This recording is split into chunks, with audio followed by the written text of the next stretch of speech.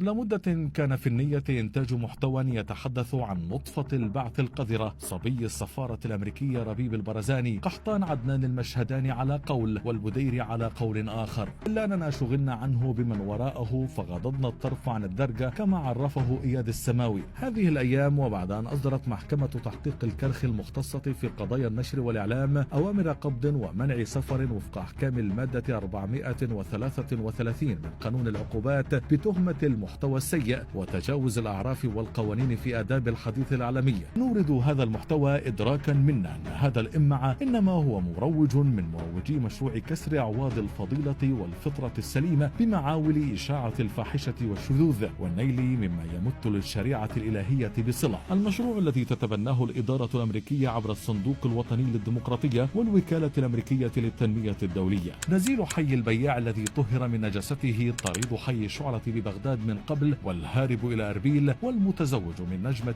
ملاهي شمالي العراق العاهرة رشا نبيل بعد أن عقد عليها مضطرا للهرب من المحاكم ودفع التكاليف نتيجة إقامة دعوى من قبل شرطة الآداب مما قد يسبب نقلهما أمراضا جنسية معدية لمن يتصل بهما. هذا الموبوء بدأ رحلة تفاهته من حيث قناة الديار ثم مذيع أخبار في إذاعة الناس، ومن بعد انتقل إلى قناة دجلة ثم إلى الشرقية واستقر في قناة ون نيوز.